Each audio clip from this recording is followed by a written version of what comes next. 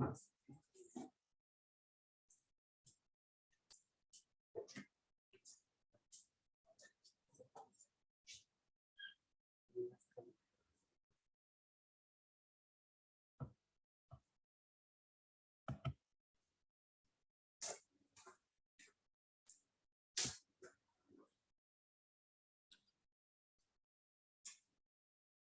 Thank you, sir. And good afternoon, everybody.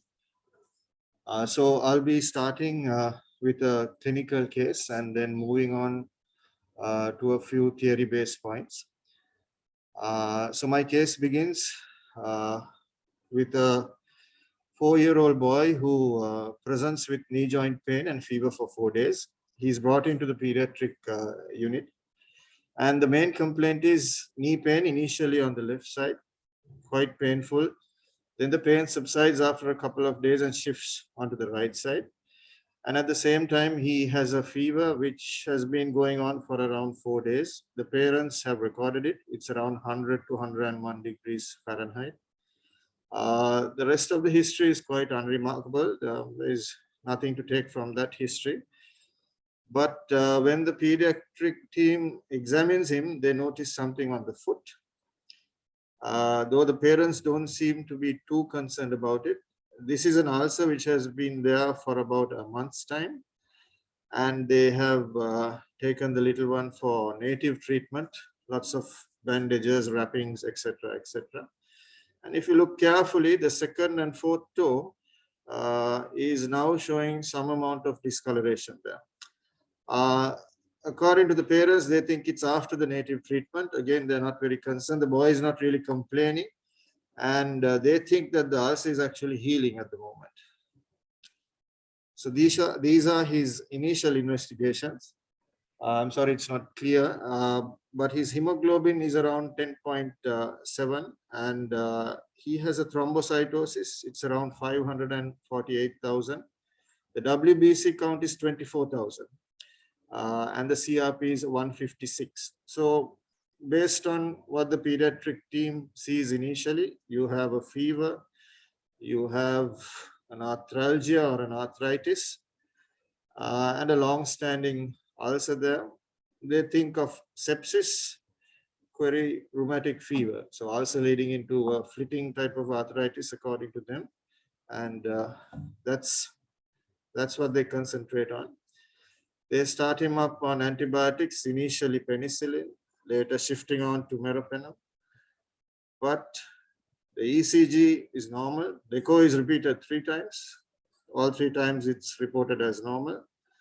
And in the meantime, he's being worked up with cultures, etc., to rule out an infection.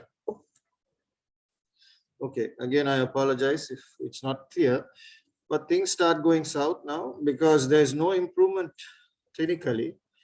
The child is refusing to eat now. He's not active at all.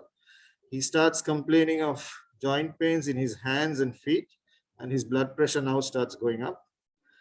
The hemoglobin is dropping from 10.4. It is now 8.2, 3 days after admission. The WBC count, which was around 23,000, is now close to 30,000. The platelet count has gone beyond 1 million. The CRP is at an impressive 310, and the cultures are now coming back as negative. And on the 4th day, this alarming lesion, purple colored lesion, appears on his right little finger almost overnight. He has a reticular rash over his palms and soles, and there are little subcutaneous nodules forming on his right calf.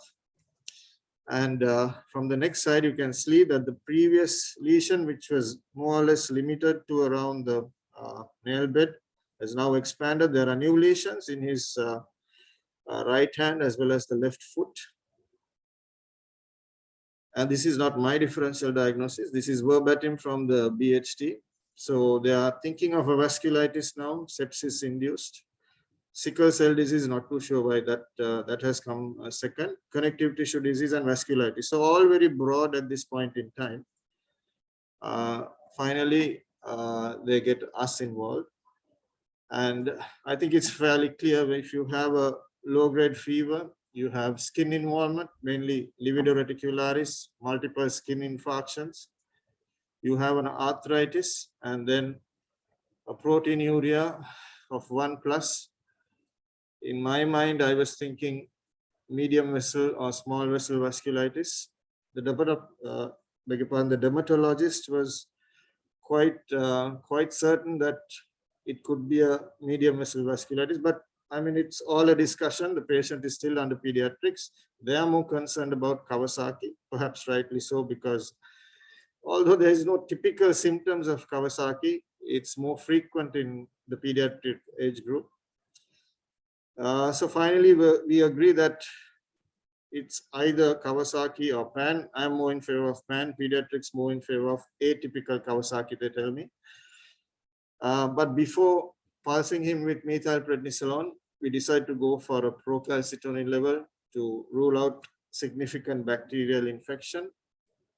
As the pediatricians are worried about Kawasaki, he sent to Anuradhapura for a repeat echo by the pediatric cardiologist. Nothing there, as you can see on the further workup. There's a small pericardial effusion. Then he undergoes Doppler study of the renal vasculature and lower limbs.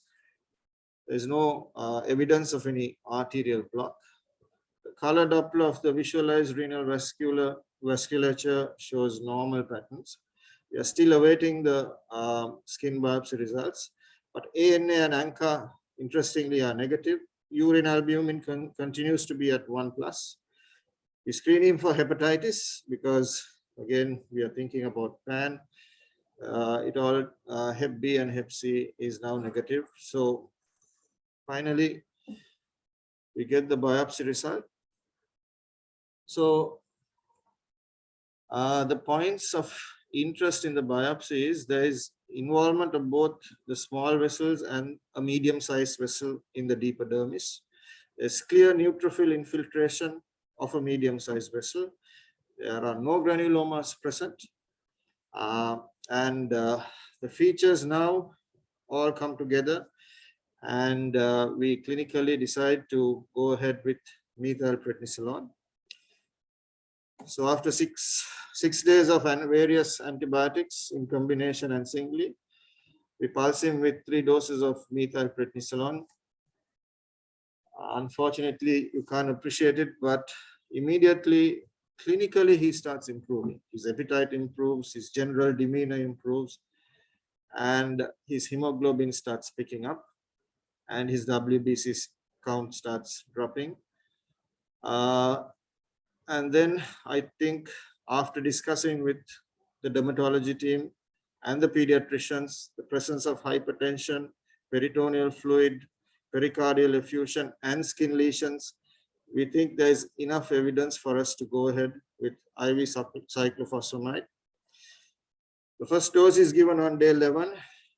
And again, there is a remarkable improvement. The WBC count now drops to 8. The CRP, which was 300 when we were treating him for infection, goes down into the 50s. And the skin lesions start healing straight away. Unfortunately, we are not able to save his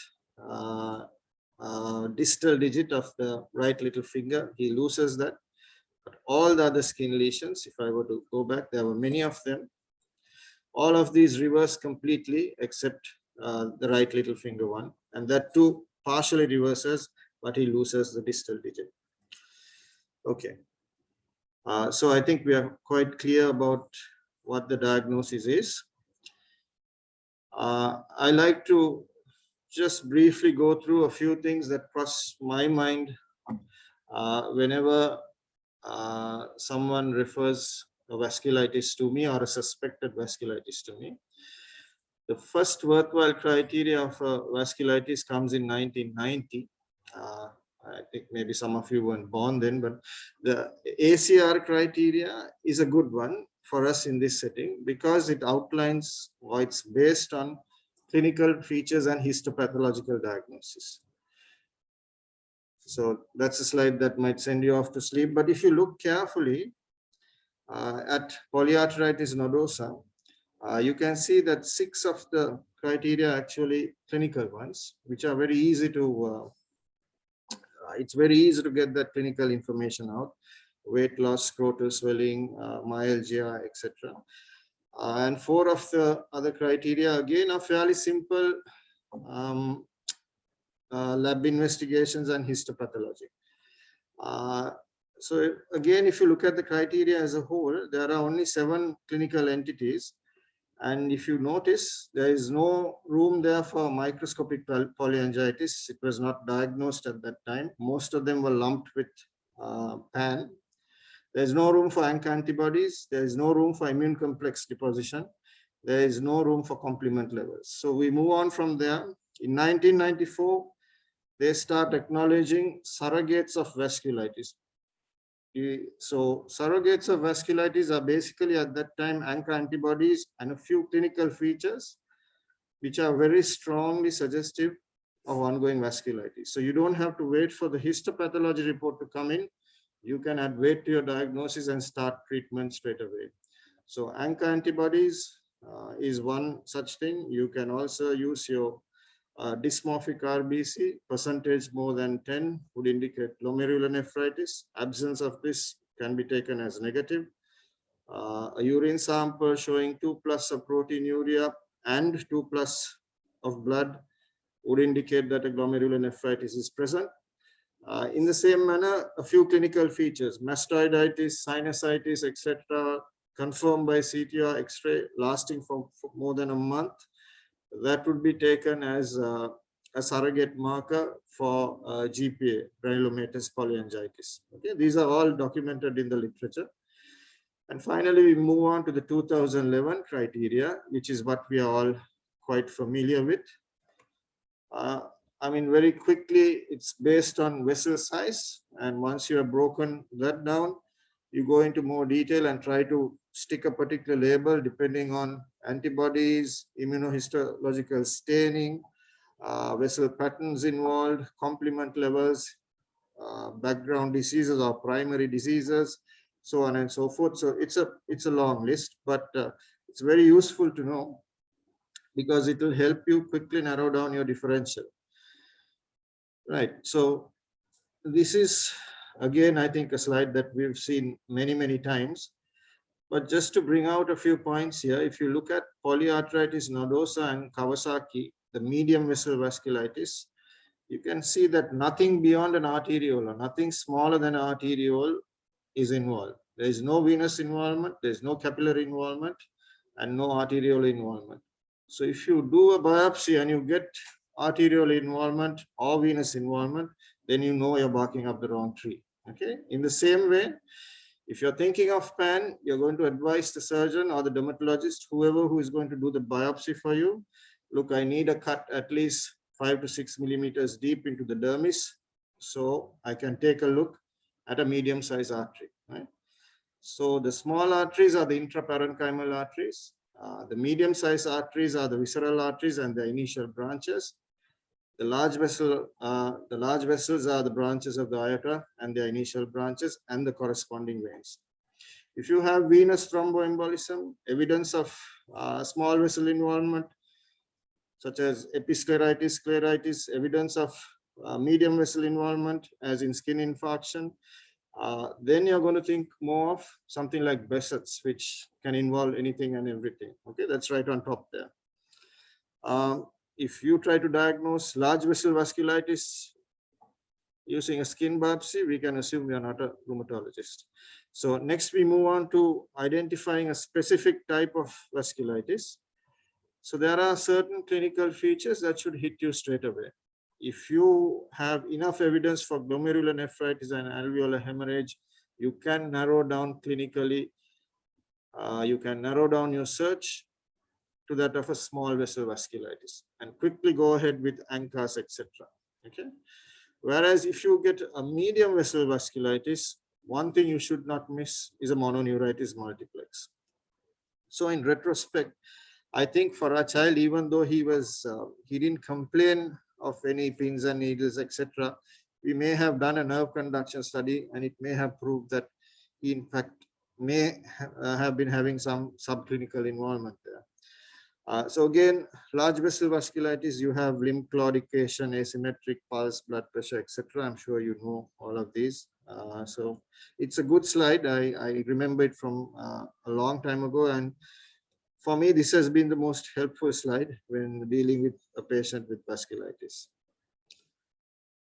So if it isn't complicated enough, to add to the complication, we have diseases that mimic vasculitis. You have the usual suspects: APLS, TB, myxomas, paraneoplastic syndromes. You have to be very careful about hematologic malignancies, especially in children like this. They can masquerade as a vasculitis, so shouldn't be confused with other diseases that actually cause a vasculitis, like rheumatoid Sjogren's and sarcoid. These are things that you have to identify in their own right because it mimics a vasculitis. So a few points about polyarteritis nodosa. The Chapel Hill Conference defines it as a necrotizing arteritis of the medium or small vessels, but there are a few negative points after that. A, no glomerulonephritis. B, no vasculitis in the arterioles, capillaries, or venules. And C, the ANCA should be negative. If you get a positive ANCA, then you have to think of microscopic polyangiitis. Okay, or if you get evidence of glomerulonephritis, again you have to think of MPA, because necrotizing glomerulonephritis by definition is very common in MPA. Okay. Children are different from adults, so their classification criteria is slightly different. In our child, we had histological evidence of necrotizing vasculitis in a medium-sized artery and a small-sized artery. And we had the characteristic skin involvement of livido reticularis, painful subcutaneous nodules. He also had myalgia, he had hypertension. He may have had subclinical neuropathy, but clinically there was none. And according to this definition, the small child we looked at didn't have renal disease. Again, the frequency of clinical features, it all seems to revolve around fever, arthritis, tummy pains, and skin abnormalities. The rest of the clinical features seem to be rare. I think if they come up, you would have to think of alternative diagnoses, especially lymphadenopathy, mucocutaneous lesions. These will push you towards the Kawasaki. Childhood PAN is, there's a minimal association with hepatitis. This is because of vaccination programs. It is usually monophasic and has an excellent prognosis. So if you actually prevent target organ damage by diagnosing early and knocking it down, then they can come off, or there is a chance that they can come off immune suppression within 6 months to 1 year. Okay. However, adult PAN, on the other hand, is strongly linked with hepatitis B. Not so much with the other two that I have shown here, but there are some studies which show HIV and parvovirus can lead to adult PAN. When hepatitis B is involved, usually the disease presents in the first 6 months of acquiring the infection. There is less of cutaneous symptoms, but more of neurological and abdominal symptoms. So I don't want to repeat all the clinical features here again. A French vasculitis group came up with a few simple tests that will help you predict whether this is PAN or not. So as you can see, HPV, angiographic abnormalities, mononeuropathy or polyneuropathy are all in favor of PAN over another medium or small vessel vasculitis. If you have ANCA, asthma, ENT signs, cryoglobulins, or glomerulonephritis, they all argue against the diagnosis of PAN. So, I mean, our patient fitted quite well, although this is more or less for adult patients. This one I have already explained to you, the difference between PAN in isolation and that associated with hepatitis B. Management, I have purposely not gone into a lot of detail. It's easily available. For our patient, we passed him with methylprednisolone. Excuse the spelling mistake. And then we started him on cyclophosphamide. We gave him 6 pulses, and then we have shifted him now to mycophenolate mofetil, and he's actually doing remarkably well. So this is all I have for you. Finally, what I want you to take out from the presentation is, when you're faced with a vasculitis, you try to come up with a clinical phenotype. You have these clinical features in your mind, and you try to narrow it down to small, medium, or large vessel vasculitis. Then you go on gathering supporting evidence. As things may evolve with time, you may have to change sometimes, but antibody test the relevant ones. Radiography, angiography, or a CT scan if you think it's sinusitis, etc. Again, depending on the clinical picture that you're facing. And finally, the gold standard is, of course, a tissue diagnosis. One thing we forget is we have to always follow up and assess the response. So sometimes we think we have nailed the diagnosis, you have given them methylprednisolone, but there is no improvement.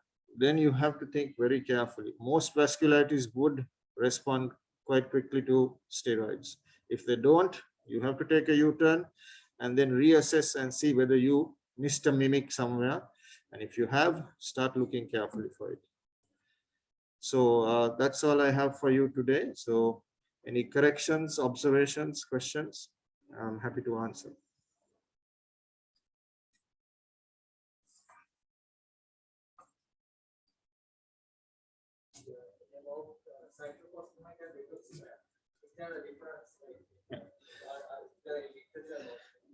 There is literature, sir. I think in the US, they prefer rituximab over cyclophosphamide, more favorable side effect profile. But my problem was availability. So I didn't have rituximab at that time. He was going to lose his fingers. I had no choice but to go in with cyclo.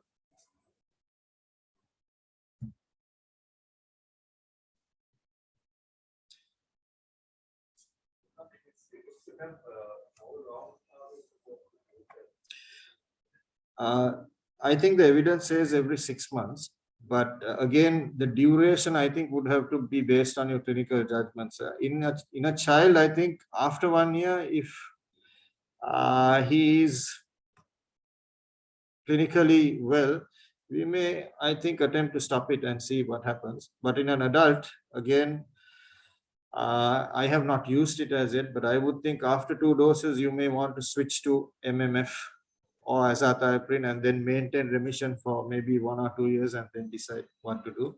What evidence is there? I'm not really too sure about the duration of rituximab treatment.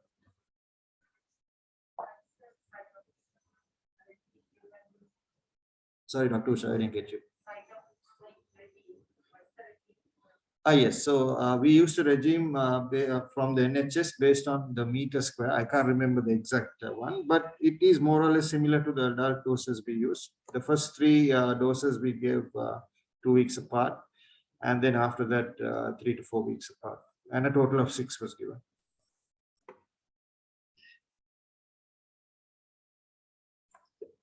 Thank you.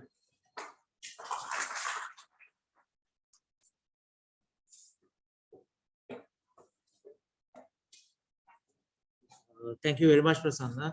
It was a lovely presentation, and you must be really happy after saving that unfortunate child's life. And thank you, all of you, for coming and listening to our lecture, monthly lecture. We will not be having one in April, and our next one will be in May. And hereafter, we will be starting our this lecture at 12:15, actually due to practical purposes. And earlier we started it at 11:30 during this COVID season, but now from May we'll be starting at 12:15 as usual. Thank you all.